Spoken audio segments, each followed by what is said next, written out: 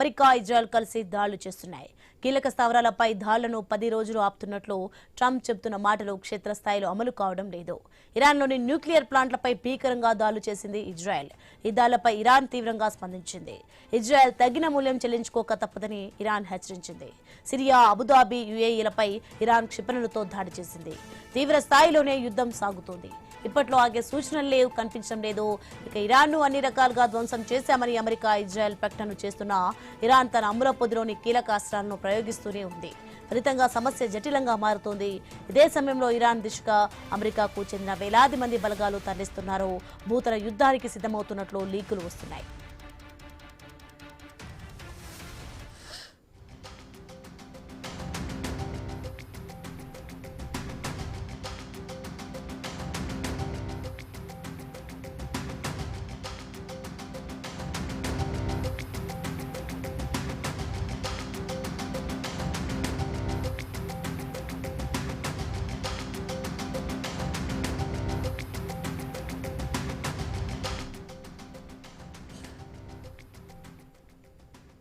Trump ఒక దేశాధ్యక్షుడిగా కాకుండా ఒక వ్యాపారవేత్తగానే ఆలోచిస్తున్నారని విమర్శలు పెరుగుతున్నాయి.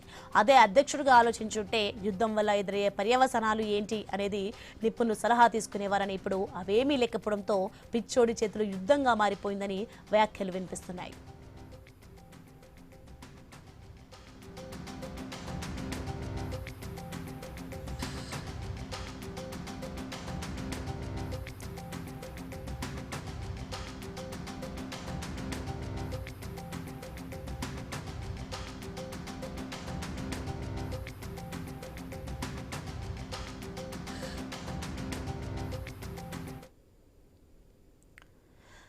రైట్, ఇదే అంశానికి సంబంధించి మరింత సమాచారం మా కొలీగ్ సుధా న్యూస్ టీమ్ చేయడానికి సిద్ధంగా ఉన్నారు. సుధా, మొత్తానికి మనం చూస్తున్నాం రోజులు గడుస్తున్నప్పటికైతే కొలిక్కి రాని పశ్చిమాసియా యుద్ధం చూస్తున్నాం. ఇక ఇరాన్ పై అయితే అమెరికా, ఇజ్రాయెల్ దాడులు అయితే ఆగడం లేదు.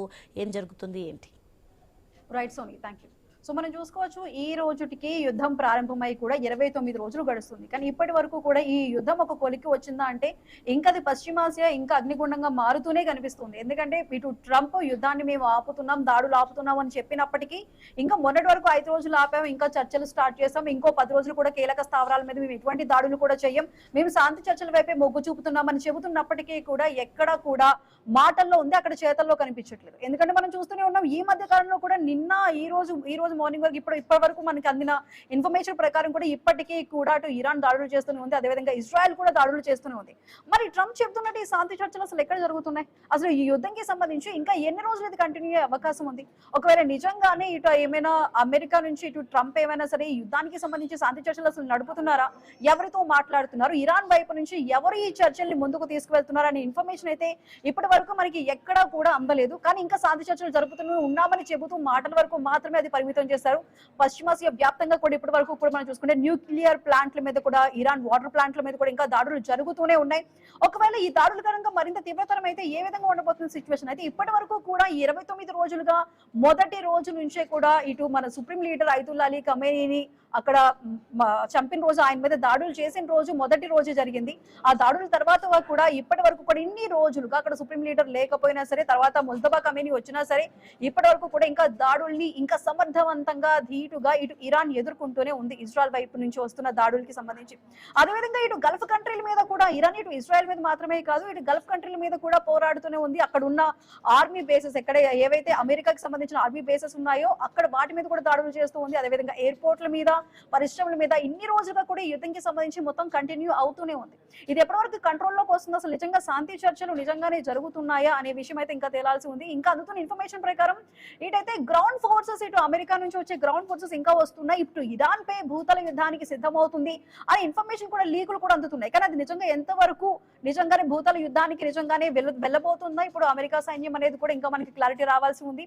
ఈ యుద్ధం అయితే ఇంకా కంటిన్యూ అవుతుందా? 29 రోజులుగా ఇప్పటి వరకు పడుతున్న ఈ యుద్ధంకి సంబంధించి ఈ ఇంధన సంక్షోభం కానీ, లేదంటే ఆర్థిక సంక్షోభం కానీ, ఇటువైపు ఉన్న ఈ వీటన్నింటికి సంబంధించి వీటన్నిటిని అధిగమిస్తూ ఏ విధంగా ముందుకు వెళ్ళబోతున్నారో, అసలు ట్రంప్ చెబుతున్న ఈ శాంతి చర్చలు కానీ, జరుగుతున్న యుద్ధంకి సంబంధించి కానీ అసలు వెనక స్ట్రాటజీ ఏముంది, ఇలాంటి విషయాలన్నీ కూడా మనం తెలుసుకుందాం. ఇప్పుడు మనతో పాటు మాట్లాడడానికి గుజ్జేటి అనుదీప్ గారు, సీనియర్ ప్రొఫెసర్ గారు మనతో పాటు అందుబాటులో ఉన్నారు.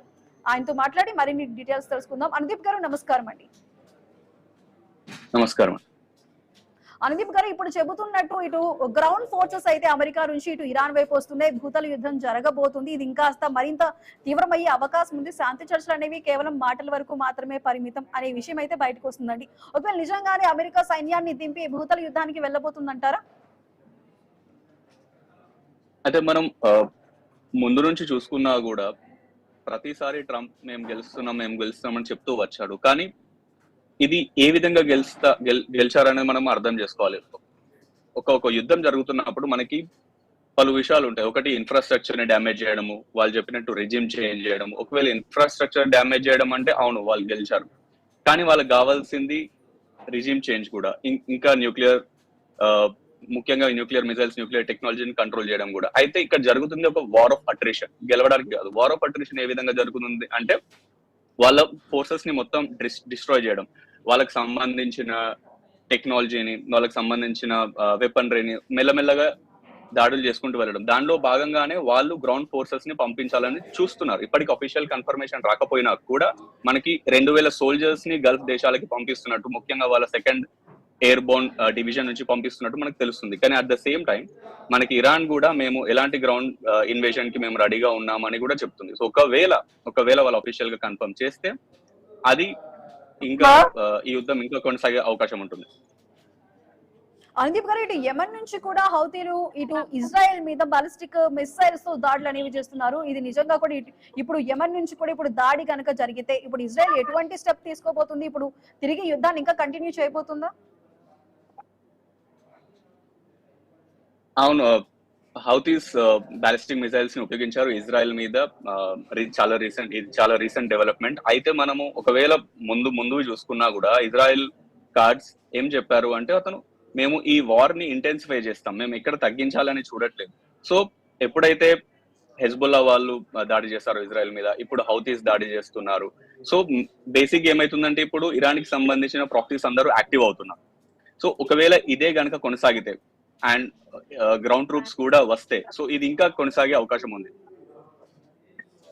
అనుదీప్ గారు, ఇప్పటికే ఇరాన్ లో చాలా న్యూక్లియర్ ప్లాంట్స్ కి సంబంధించి పదే దాడులు చేయడం జరుగుతూనే ఉంది. అదే విధంగా రియాక్టర్స్ కూడా కొన్ని ధ్వంసం చేసిన సిచ్యువేషన్ కూడా మనకి ఇరాన్ లో కనిపిస్తుంది. ఒకవేళ నిజంగానే అంటున్నట్టు న్యూక్లియర్ ప్లాంట్స్ మా టార్గెట్, న్యూక్లియర్ ప్లాంట్స్ మేము ధ్వంసం చేయాలనుకుంటున్నాం, అణుశక్తికి సంబంధించి అణ్వాయుధాలని తయారు చేసే ఏవైతే ఉంటాయో ఇన్ఫ్రాని నాశనం చేయటమే మా లక్ష్యం అంటూ కూడా ఇటు ఇజ్రాయెల్, అమెరికా చెబుతూనే ఉన్నాయి. ఒకవేళ గనక అదే గనక జరిగి వాటిని నాశనం చేయాలి అనుకున్నట్లయితే నిజంగా అది సాధ్యమయ్యే విషయమేనని ఇప్పటికే ఇరాన్ ఇంత దెబ్బతీస్తున్నా సరే ఇంకా తిరిగి కూడా స్ట్రాంగ్ గానే కౌంటర్ ఇస్తుంది ఇటు ఇజ్రాయెల్ కి. ఒకవేళ నిజంగా ఇజ్రాయెల్ అనుకున్నట్టు వాటిని నాశనం చేయడం పూర్తిగా సాధ్యమవుతుందా?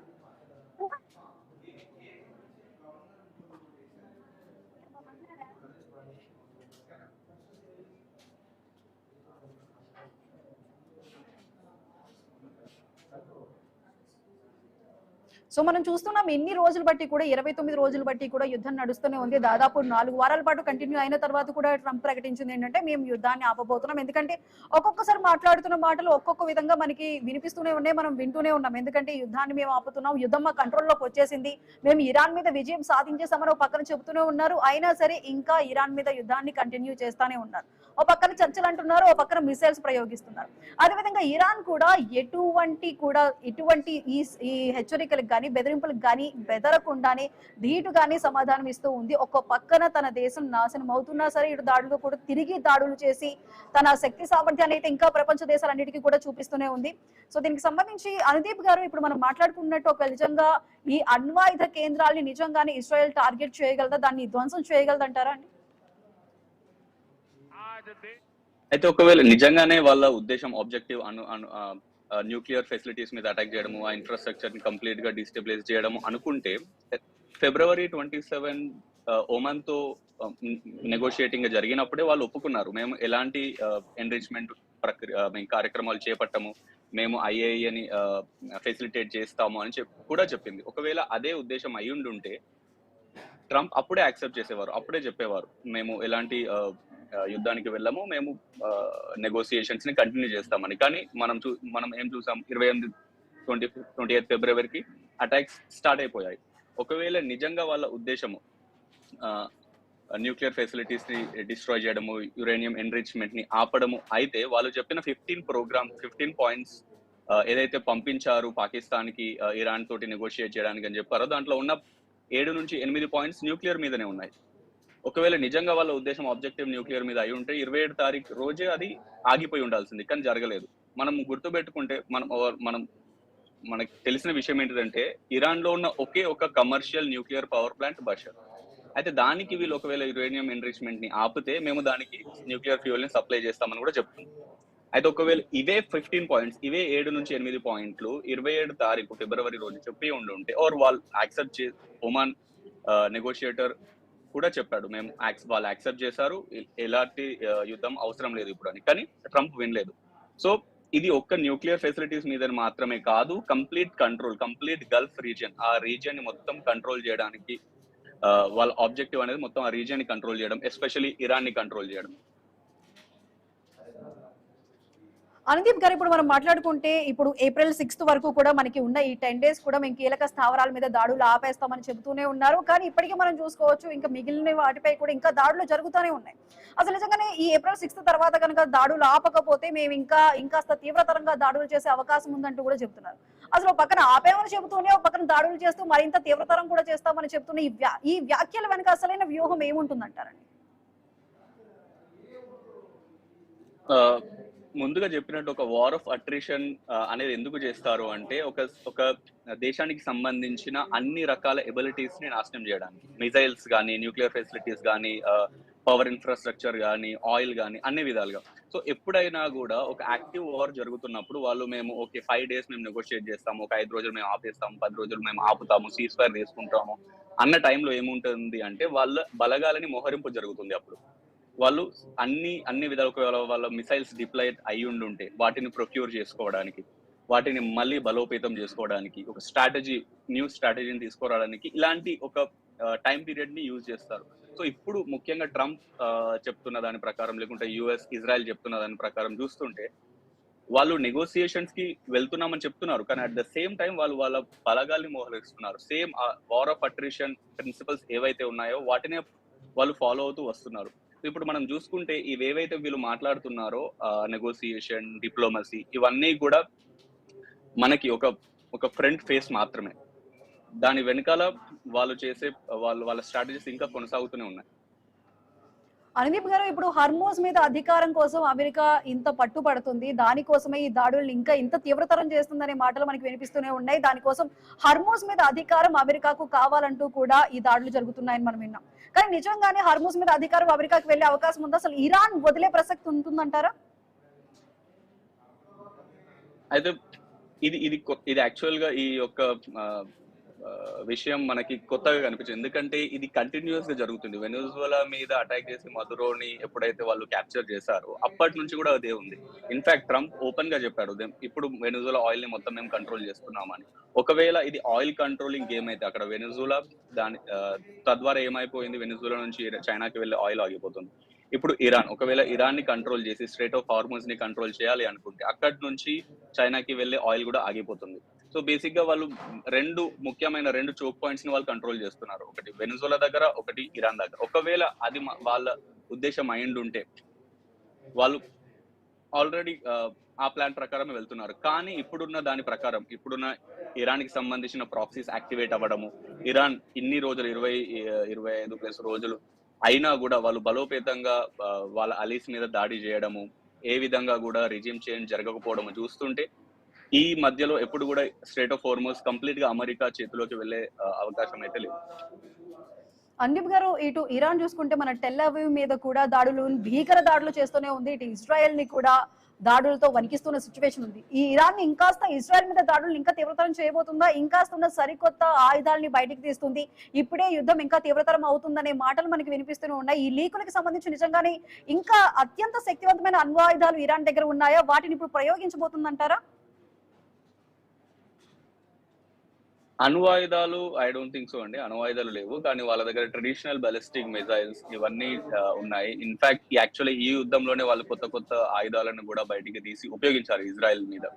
అయితే ఇజ్రాయెల్ మీద దాడి ఇరాన్ మాత్రమే చేయదు.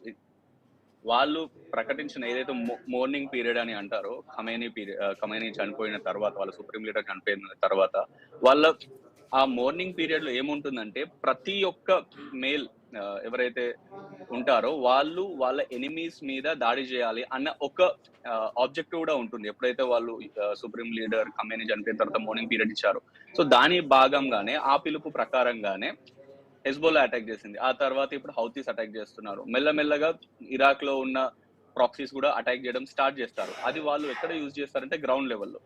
సో ఒకవైపు ఇరాన్ కి సంబంధించిన ఆయుధాలు, అణు ఆయుధాలు కాదు, నార్మల్ ట్రెడిషనల్ ఆయుధాలు, ప్లస్ వాటితో పాటుగా ఈ రీజనల్ ప్రాక్సీస్ ఏవైతే ఉంటాయో హౌతీస్, హెజ్బోల్లా, ఇవన్నీ కూడా ఇజ్రాయెల్ మీద దాడి చేయడం స్టార్ట్ చేస్తాయి. అయితే ఈ ప్రాక్సీస్ ఏవైతే ఉన్నారో వాళ్ళు గల్ఫ్ దేశాల మీద దాడి చేసే అవకాశం లేదు, కానీ ఇజ్రాయెల్ మీద మాత్రమే దాడి చేసే అవకాశం ఉంది. కానీ ఇరాన్ మాత్రం అలీస్ మీద దాడి చేస్తూనే, గల్ఫ్ దేశాల మీద దాడి చేస్తూ, ఎక్కడైతే యుఎస్ బేసెస్ ఉన్నాయో గల్ఫ్ లో అక్కడ దాడి చేస్తూనే ఇజ్రాయెల్ మీద కూడా దాడి చేస్తూ కొనసాగిస్తూనే ఉంటుంది. ముఖ్యంగా లేటెస్ట్ టెక్నాలజీ డ్రోన్స్ ద్వారా కానీ, అన్మాన్డ్ ఏరియల్ వెహికల్స్ ద్వారా కానీ వాళ్ళు అటాక్ చేస్తూనే ఉంటారు. ఇప్పటికీ స్ట్రైట్ ఆఫ్ హార్మోస్ లో మైన్స్ ని పెట్టారు అని మాత్రమే చెప్తున్నారు, కానీ ఇప్పటికైతే మనకి అఫీషియల్ కన్ఫర్మేషన్ లేదు మైన్స్ ఉన్నాయా లేవా అని. కానీ కొత్త కొత్త విధానాలను మాత్రం తీసుకొస్తుంది ఇప్పుడు ఇరాన్. ఓకే అండి, ఇప్పుడు మనతో పాటు మాట్లాడడానికి ఎక్స్ ఆర్మీ ఆఫీసర్ దుర్గారెడ్డి గారు కూడా అందుబాటులో ఉన్నారు. దుర్గారెడ్డి గారు నమస్కారం అండి. దుర్గారెడ్డి గారు వినిపిస్తుందండి ఆడియో?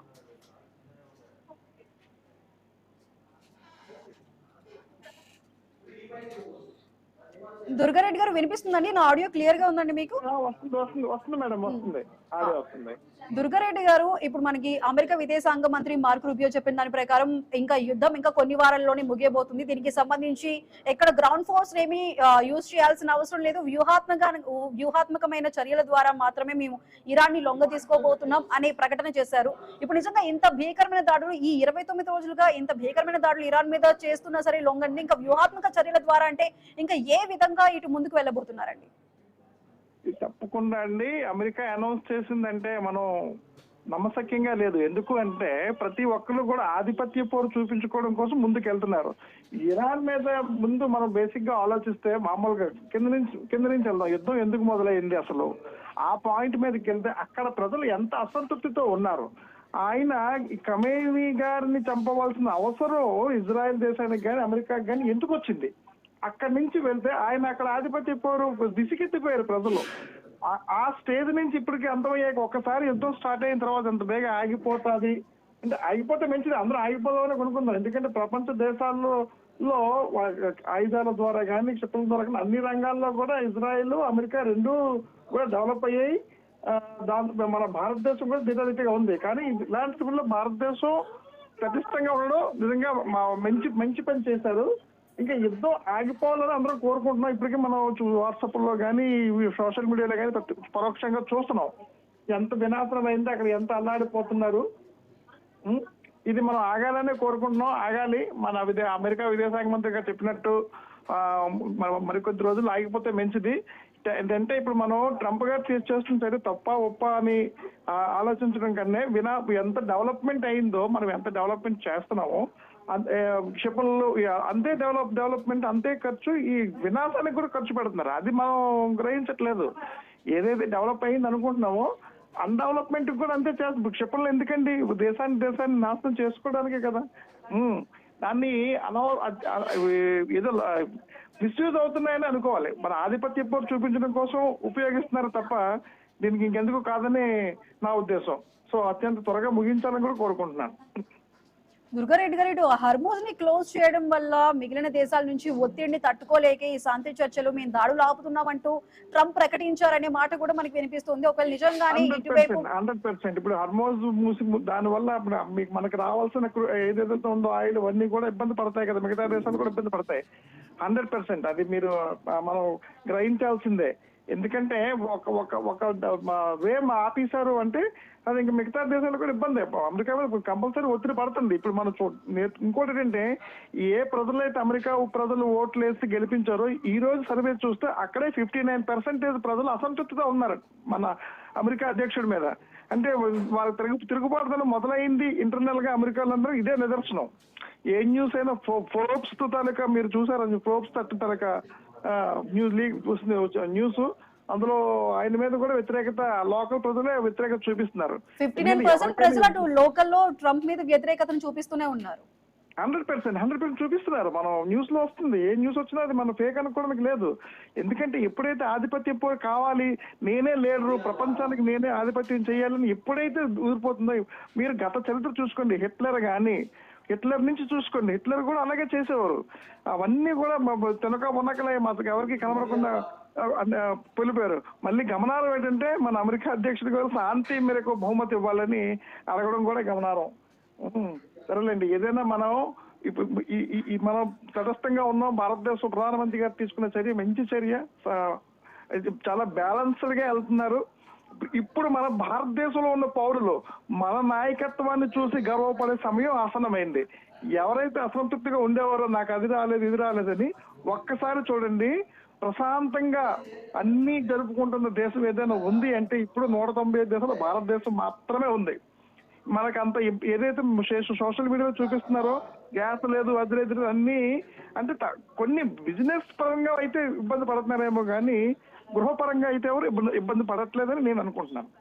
అది ఇప్పుడు మీరు అంటున్నట్టు ఇటు ట్రంప్ శాంతి చర్చలు కేవలం మాటల వరకే పరిమితం, మనకి ఇప్పటి వరకు చేతల్లో ఏమి చర్చలు జరుగుతున్నట్టు కానీ లేదంటే నిజంగా దాడులను ఆపేసినట్లు కానీ మనకి ఏం కనిపించలేదు. అసలు నిజంగా ట్రంప్ వ్యూహం ప్రకారం అసలు నిజంగా శాంతి చర్చలు చెయ్యాలి, యుద్ధాన్ని ఆపాలి అని ఆలోచన అసలు ట్రంప్ కి ఉందంటారా? నేను అనుకోవట్లేదు మేడం. ఎందుకంటే నా ఉద్దేశం ప్రకారం అయితే ట్రంప్ గారు డే బై డే స్టేట్మెంట్ మారుతుంటది. మొన్నటి వరకు చూసారా భారతదేశం మీద సుంకాలు, మన సుంకాలు చూడండి అప్పటికే తగ్గిందంటారు, అప్పటికే నాకు మోడీ గారితో మంచి స్నేహభావం ఉందంటారు, అప్పటికే నాకు ఇంత మంచి, మళ్ళీ వెంటనే నెక్స్ట్ డే స్టేట్మెంట్ మారిపోయి 50% సుంక విధించాం, 70% సుంక విధించాం అంటే ఆయన మాటల మీద బేస్ చేసుకుని ముందుకు వెళ్ళడం అంటే మాత్రం ఇది లేదు. ఏదో అధికారం వచ్చింది ప్రెసిడెంట్ అయిపోతే అవ్వచ్చు కాక, కానీ నిలకడ లేని మనస్తత్వం అనేదానికి నిదర్శనం ఇది. అది ఎందుకంటే కొన్ని విషయాలు రాజకీయాలు అవసరమే, కానీ అన్ని విషయాల్లో రాజకీయం చేస్తే ప్రజలు ఇబ్బంది పడతారు. అది ప్రజలు ఇబ్బంది పడి తీవ్రకి ఎలా వచ్చేస్తుంది అంటే తీవ్ర వ్యతిరేకత. ఇప్పుడు ఇరాన్ మీద కూడా ప్రజలు ఎందుకు అంత తీవ్రంగా వ్యతిరేకించారు ఇరాన్ తాలూకా లీడర్ని ఖమేనీ గారిని, ఇంకా విసిగిపోయి అప్పుడు కదా మరి ఇజ్రాయెల్ అమెరికా కలిసి మూకుడుగా కలిసి ఇరాన్ మీద దాడి చేయాల్సిన అవసరం వచ్చింది. లేకపోతే అక్కడ ప్రజలే సంతోషంగా ఉంటే ఎందుకండి ఇబ్బంది పడతారు? ఇప్పుడు ఇక్కడ మన ప్రతి దేశంలో కూడా కొంత వ్యతిరేకత ఉంటుంది, అది పార్టీ పరంగా ఉండొచ్చేమో, కానీ ఈ పార్టీ పరంగా కాకుండా ఎంటైర్ దేశ ప్రజల్లో 70-80% వ్యతిరేకత వచ్చింది. మళ్ళీ అదే ఇప్పుడు భారతదేశంలో అయితే సర్వమతాలు అన్నీ ఉంటాయి, కానీ ఇరాన్ ఇరాక్ కొన్ని దేశాలు ఏవైతే ఉన్నాయో ఒక్క కమ్యూనిటీ ఎక్కువ మెజారిటీ ఆఫ్ ద పీపుల్ ఉంటారు. ఆ మెజారిటీ ఆఫ్ ద పీపుల్ ఉంటే మెజారిటీ ఆఫ్ ద లీడర్ అదే కమ్యూనిటీ వర్గానికి చెందిన లీడర్ పరిపాలిస్తున్నప్పుడు కూడా వ్యతిరేకత వచ్చింది అంటే ఆయన ఎంత రూల్ ఆఫ్ కమాండ్ మీదకి వెళ్ళిపోయి ఆధిపత్యం కోసం చేస్తున్నారన్న విషయం మనం గమనించాలి.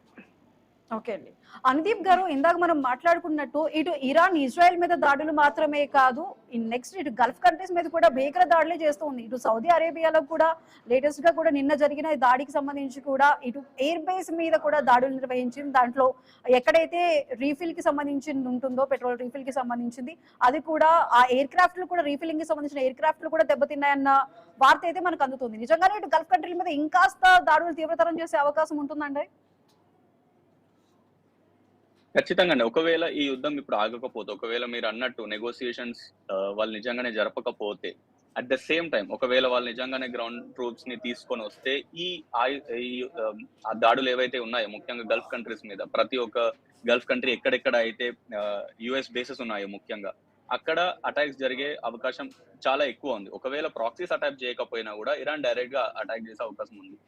అసలు ఇంకా న్యూయార్క్ టైమ్స్ ఏం చెప్పిందంటే గల్ఫ్ కంట్రీలో ఎక్కడ యుఎస్ బేసెస్ ఉన్నా కూడా అవి ఇప్పుడు నివసించే స్థాయిలో లేవు, అంటే వాటిని అన్నిటిని వెకేట్ చేయాల్సిన అవసరం ఉంది ఇప్పుడు అన్న ఒక ఆర్టికల్ ని తీసుకొచ్చింది. సో దీన్ని బట్టి చూసినా కూడా ఇరాన్ చేసిన అటాక్స్ ద్వారా చాలా యుఎస్ బేసెస్ చాలా ఇప్పుడున్న స్థితిలో అయితే వాళ్ళు కొనసాగించలేరు. సో అందుకనే వాళ్ళు ఇంకా మోహరింపులు ఇవన్నీ చేస్తున్నారు, కొత్త బేసెస్ ని క్రియేట్ చేయడానికి కానీ. సో అనుదీప్ గారు, ఇప్పుడు మనం చూసుకున్నట్టు ఇటు యురేనియం ప్లాంట్లను టార్గెట్ చేస్తూ ఇటు ఇరాన్ లో దాడులు అయితే ఇంకా భీకరంగానే ఇటు ఇజ్రాయెల్ చేస్తుంది. ఒకవేళ దాడులకు సంబంధించి ఇప్పటికైతే ఎటువంటి ఎఫెక్ట్ అయితే దాని మీద రేడియేషన్ రాలేదని అయితే చెప్తున్నారు. దానికి సంబంధించి ఇటు యెమెన్ కూడా ఒకవేళ వచ్చే అవకాశం ఉందేమో అంటూ కూడా అక్కడ చుట్టుపక్కల ఉన్న వారిని కూడా ప్రదేశాలని ఖాళీ చేసిన సిచ్యువేషన్ కనిపిస్తుంది. ఒకవేళ ఈ దాడులు ఇంకా మరింత తీవ్రతరం అయితే రేడియేషన్ కూడా బయటకు వచ్చి ప్రజలకి ముప్పుగా వాటిల్లే అవకాశం ఉంటుందంటారా? అయితే ఐఏఏ చెప్పిన దాని ప్రకారం ఇప్పటికైతే ఎలాంటి రేడియేషన్ లేదు అని మాత్రమే చెప్తుంది. కానీ మీరు అన్నట్టు ఒకవేళ ఇంకా న్యూక్లియర్ ఫెసిలిటీస్ మీద, ముఖ్యంగా ఫెసిలిటీస్ మాత్రమే కాకుండా ఎక్కడైతే యురేనియం ఎన్రిచ్మెంట్ జరుగుతుందో నాథన్స్ ల్యాండ్స్ ఫెసిలిటీస్ లో ఆల్రెడీ బంకర్ బస్టర్ బాంబ్స్ తోటి అటాక్ చేశారు. ఒకవేళ అది నిజంగానే సక్సెస్ఫుల్ అయ్యి ఒకవేళ వాళ్ళు స్టోర్ చేసిన స్టాక్ పైల్ మీద దాడి జరిగితే, ఇప్పటిదాకా చూసిన దాని ప్రకారం స్టాక్ పైల్స్ మీద ఒకవేళ వాళ్ళకి ఇన్ఫర్మేషన్ ఉన్నా, ఇజ్రాయెల్ కి ఇంటెలిజెన్స్ ఇన్ఫర్మేషన్ ఉండి ఒకవేళ అటాక్ చేయలేదంటే ఓకే, నో ప్రాబ్లం. కానీ ఒకవేళ అటాక్ చేసింది అంటే మాత్రం ఖచ్చితంగా రేడియేషన్ లెవెల్స్ స్పైక్ అయ్యే అవకాశం ఉంటుంది. ఇప్పటి వరకు అయితే చెప్పలేదు మనకి. బంకర్ బస్టర్ బాంబ్స్ యూజ్ చేసినా కూడా, ఇప్పుడు కాదు, మనము ముందు యుఎస్ ఎప్పుడైతే బంకర్ బస్టర్స్ బాంబ్స్ యూజ్ చేసిందో అప్పుడు కూడా ఎలాంటి రేడియేషన్ లెవెల్స్ మనకి కనిపించలేదు. ఇప్పుడు కూడా ఎక్కడ కూడా మనకి ఐఏఏ చెప్పిన దాని ప్రకారం మనకి కనిపించలేదు. కానీ ఒకవేళ ఫ్యూచర్ లో ఇవి కొనసాగితే, ఈ ఇంకా దాడులు తీవ్రతరం అయితే అప్పుడు మనం చెప్పలేము ఏ విధంగా జరుగుతుందని. అట్లాంటి టైంలో మాత్రం ఖచ్చితంగా ఇంకా మనము జపాన్ ఏ విధంగానైతే జరిగిందో, సో మనం ఆ విధంగానే మొత్తం అన్ని స్థలాలని వెకేట్ చేయడము, ఇంకా అది ఇంకా కంప్లీట్ లెవెల్ ఆఫ్ వార్ అండి అది ఆ టైంలో. ఓకే అనుదీప్ గారు, థ్యాంక్ యూ సో మచ్ అండి. దుర్గారెడ్డి గారు, థ్యాంక్ యూ. సో మనం చూసుకోవచ్చు, ఇటు రెండు కూడా, ఇటు ఇరాన్ కానీ ఇజ్రాయెల్ కానీ వాటి పంతాన్ని వేడకుండా ఈ వార్ని కంటిన్యూ చేస్తూనే ఉన్నాయి. 29 రోజులు కూడా ఇంకా ఇది కంటిన్యూ అవుతుంది. ఇంకా కంటిన్యూ అయ్యే అవకాశాలు కూడా ఉన్నాయని చెప్తున్నారు. ఇటు ట్రంప్ అయితే శాంతి చర్చలు మేము చేస్తాం, యుద్ధాన్ని క్లోజ్ చేస్తామని చెబుతున్నప్పటికీ, ఇటు ఇరాన్ కానీ ఇజ్రాయెల్ కానీ అదేవిధంగా మేము క్షేత్రస్థాయిలో దాడులు చేసే మా బలాబలాలు తేల్చుకుంటాం అంటూ కూడా చెప్తున్న సిచ్యువేషన్ ఉంది. మరి ఈ వార్ ఇంకాస్త ఎంతవరకు ముందుకు వెళ్తుందనే విషయాలు